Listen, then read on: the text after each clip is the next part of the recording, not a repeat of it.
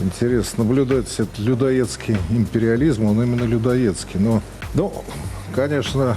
И какие у нас есть сейчас механизмы? Это вопрос очень серьезный. Послушайте, та война, которая идет, это не наша война. Здесь даже логики никакой нет, удивительно. Самое, конечно, поразительное, руководство в полном составе сошло с ума.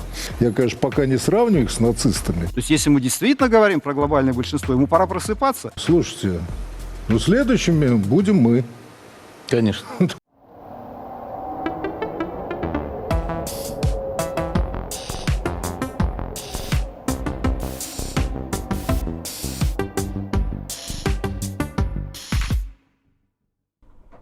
Привет, Илья. Вы даже синхронизировались, настолько мы рады. Как там пропаганда поживает? Пропаганда поживает замечательно. Как и в любой другой день, как в любую погоду, она просто работает и утюжит головы россиян. Ты тут ничего не сделаешь. Прежде чем мы начнем, прости, скажи мне, шаман уже отмолил, значит, лизание Байкала или нет? Той, которую неделю вижу, там он какие-то интервью дает, еще что-то. Просто точка поставлена в этой истории, или там еще будет продолжаться? Нет, слушай, на самом деле было забавное видео про шамана, думал даже про это отдельно рассказать. У него есть поздравление к 23 февраля. Он его записал, выложил себя на канале. Он стоит с мороженым, которое готовится лизать, и говорит: ну, ребята, приходите ко мне на концерт 23 февраля. Я там за наших, за своих, за СВО. И мороженое так и не лизнул. То есть он 23 февраля собирался лизать за СВО. Понимаете? Лизни за себя и за того парня. Я боюсь, что, простите, он стал на скользкий лед. И придется ему его еще много целовать, потому что это возбуждает аудиторию. А то, что возбуждает аудиторию, это становится интересно. Шаману такой он искренний человек. Он нашел просто тему, из которой он может до бесконечности тянуть свою релевантность. Да, облизывать ее как кот кое-что, например. Ну, ладно, давайте. Значит, про пропаганду. Мы поговорим про такую стаиросовую, настоящую, базовую, фундаментальную. На прошлой неделе мы с вами смотрели, как разочаровывается пропаганда в том, что она сама говорила про Иран. И говорит: а где вот эти хваленые, почему не получается сломить американцев и так далее. Сейчас другая общая тема, то есть они начинают понимать, что не все так устроено в мире, как они рассказывали сами. И что их разочаровало на этой неделе, мы подойдем. Сегодня мы на примере одного человека, прежде всего, будем разбираться, что происходит в головах. Это бывший режиссер, да, кстати, может, он и сейчас что-то снимает, но мы его вот в этой ипостаси уже не знаем. Карен Георгиевич Шахназаров. Удивительный человек, потому что он произносит самые глупые вещи даже по меркам студии Владимира Соловьева. Ну, во-первых, его продолжают звать и в следующий раз, хотя они звучат и тупо, и несколько опасно для методички, так сказать. Ну, не для нашей программы, а вообще есть некоторые когнитивные диссонансы, на когнитивное расстройство это какое-то указывает, но его продолжают звать дальше, и главное, с ним соглашаются. Ну вот, мы продолжаем выяснять, что если объявить специальную военную операцию, всех погибающих в ней гражданских называть сопутствующим ущербом, говорить про эту специальную военную операцию, что мы еще даже не начинали, мы ее только заканчиваем, цели и задачи спецоперации будут выполнены, вот это мы знали, что это будет очень нравиться российским пропагандистам. Но теперь мы выясняем, что если все перечисленное будут делать и говорить про себя американцы, это российским пропагандистам очень не понравится. Они даже скорее расстроятся. Конечно, интересно наблюдать этот людоедский империализм, он именно людоедский. Но самое, конечно, поразительное, есть полное ощущение, что руководство Соединенных Штатов в полном составе сошло с ума. Сошло с ума, они перечислили, что Трамп говорит про войну в Иране. Значит, вот эти объяснения все, что, те же, которые я вам перечислил.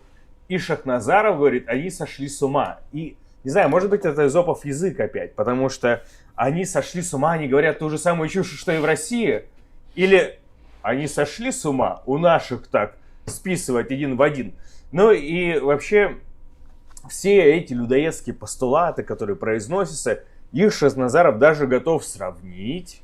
Сравнение-то напрашивается, но здесь под боком, что называется, легко приходит в голову. На что похожа вот эта вся риторика? На что? Крутится какое-то сравнение, ну, разумеется, с Гитлером.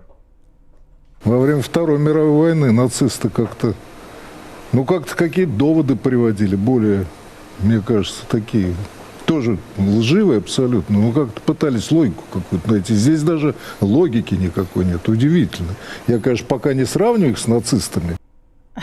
Но только что сравнил. Пока мне нравится, но потом сравню, угроза прозвучала, сравнил. Так это не пока... Я уже сравнил, но пока не сравниваю. То есть, ну, как эти слова вообще приходят в голову? Ну, вы тоже слышали, да? Нацисты лучше Трампа, получается. У них так все логично было. Ну, да, извини, Илья, мне кажется, Шахназаров вступил на скользкий путь, на тот же самый, на который когда-то ступил Рудольфович, который, по-моему, Муссолини таким же образом как-то оправдывал, или, по крайней мере, находил у него тоже какие-то позитивные стороны. Да, как сказать, оправдывал. Ему в целом очень нравился Муссолини. Там даже какого-то оправдания нету. Кстати, там фильм у Соловьева смешно заканчивался, потому что, как он сам говорит, по секрету сотрудников спецслужб Муссолини на самом деле бежал, и его никто, значит, не весил у озера Кома. Ну, такие инсайды там были тоже интересные. Ну и надо сказать, что вот это как бы риторическое сходство нашлось, да, но вот оно новое какое-то находится, да, риторическое сходство того, что произносит в эфире Соловьева, и то, что собирается, видимо, делать американская администрация, так, по крайней мере, целеполагание здесь понимают. И сравнение, опять же, не с Гитлером, да,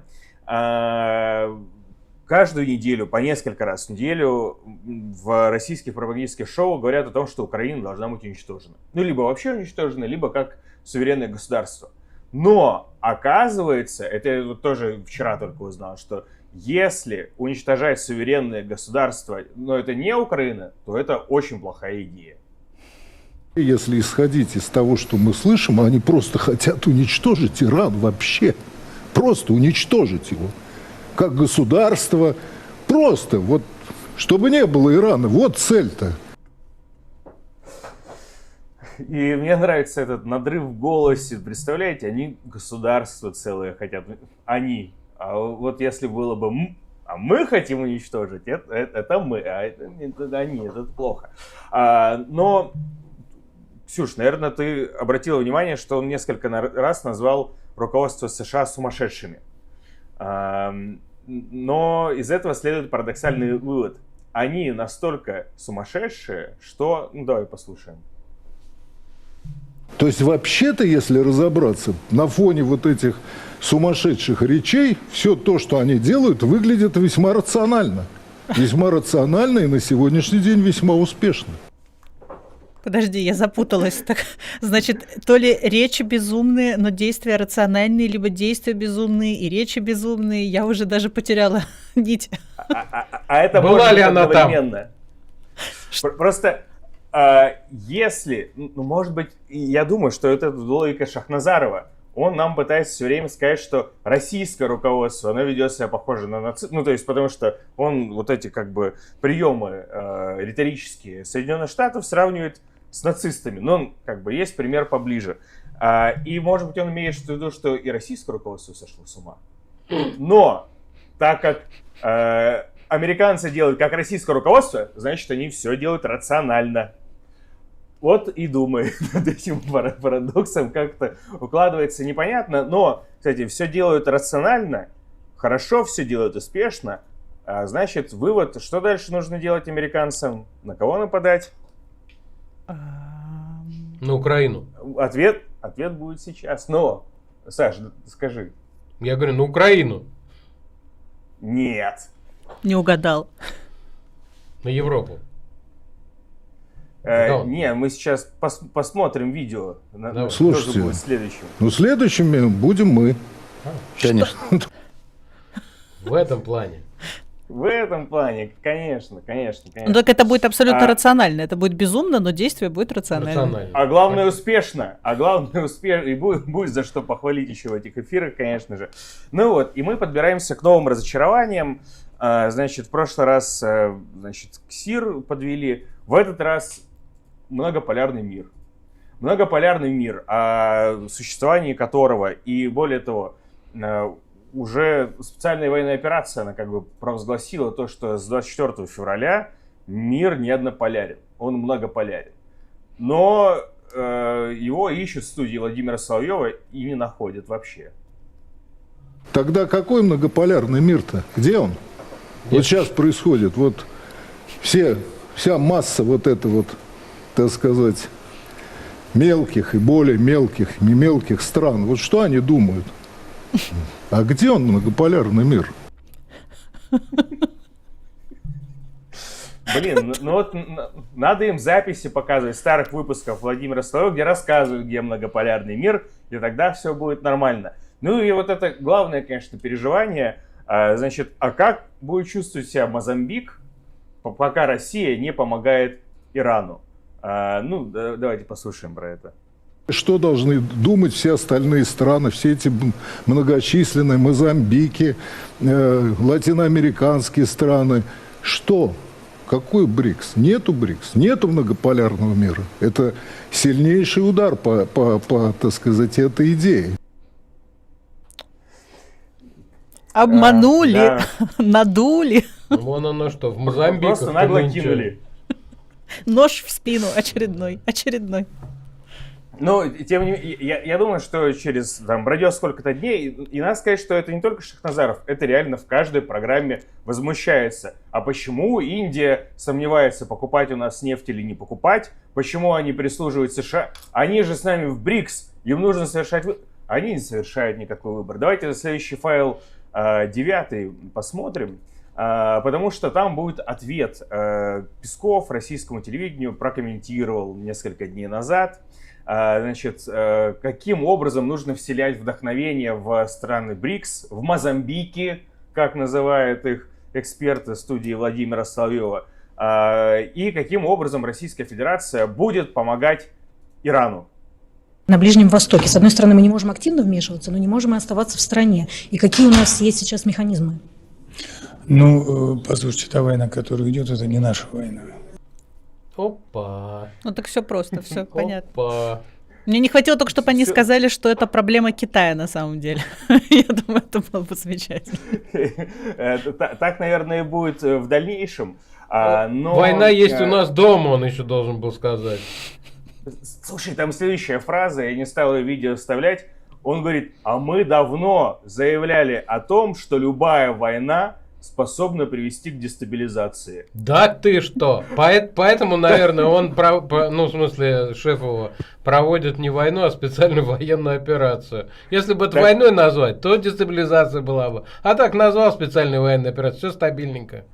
В том-то и штука. Но, на самом деле, они же реально понимают, что это приводит к дестабилизации. Каждый день на своем опыте вот убеждаются последние сколько лет. Действительно, это одни проблемы, надо было Трампа как-то проконсультировать. Ну а что касается планов Америки, на то, что Российская Федерация будет следующая, тоже Дмитрий Песков всех успокоил. Он сказал, что, ну, просто у американцев есть сейчас кое-какие дела. Война в Иране — это просто кое-какие дела. У нас в процессе, скажем так, начального периода реанимации отношений с США сейчас сложилась пауза. Понятно, что как посредники, роль которых мы высоко ценим, американцы сейчас заняты другими делами. Другими делами по установлению мира, да, само собой. Впрочем, Дмитрию Пескову на помощь приходит, как обычно, главный герой вот этих студий, Владимир Соловьев. Он объясняет, что у России нет никаких, вернее, у союзников Российской Федерации нет никаких проблем. Дело в том, что у Российской Федерации и не было никаких союзников. Говорят, почему Россия не помогла? Вот, Россия... А помочь можно только тому, кто хочет, чтобы ему помогли. Сирия. Ну, Асад же отказался де-факто от нашей помощи. Отказался от помощи Ирана. Решил, что можно во всем договориться с Лигой арабских государств. Мадуро. Заигрывание с теми, заигрывание с этими. Сложные отношения к нашим компаниям. Иран никак же не мог подписать даже очень скромный договор. Вот результат. Вот понимаете, вы просто не были достойными нас, союзниками, о чем вы узнали после того, как у вас дела пошли как-то неправильно. Но надо разобраться все-таки, кто же стоит за всей этой вакханалией, которая происходит в мире. И тут герою нашего выпуска, режиссеру Шахназарову, приходит интересное сравнение. Что же все-таки происходит в США, на что похожа администрация Трампа. Это сравнение ему пришло в голову только сейчас. Весь предыдущий год он хвалил эту администрацию, но теперь он понял, как она выглядит. И вообще вся эта команда господина Трампа, она очень напоминает свиту Воланда. Причем самого Воланда нету. Нет, не Трамп, Воланд. Не А Трамп, кто, Воланд, кто тогда Воланд? Единственный вопрос. Ответ в следующем видео, но я сразу скажу, этот человек мертв, и Шахназаров говорит, а может быть он и не мертв. Впрочем, какая разница? А Воланд Эпштейн. Воланд Эпштейн. Вот кто Воланд у них. И то, что он якобы мертвец, может якобы, а может по-настоящему, это не имеет значения. Он все равно руководит этой братьей. Мне кажется, что Малик Дудаков, там вот этот в очках, так называемый американист, мне кажется, он пытался сдержать улыбку. Мне кажется, даже его прорвало. Да, какая разница? Это вообще не имеет значения. Мертв, он всеми руководит. Ну и давайте напоследок, значит, опять же вернемся к развалу многополярного мира, который существовал только в этих эфирах, судя по всему. Да, ну, я по крайней мере, сравниваю с целеполаганием, которое там звучало. Ну и в конце концов, время пробуждения. Так что давайте посмотрим последнее видео.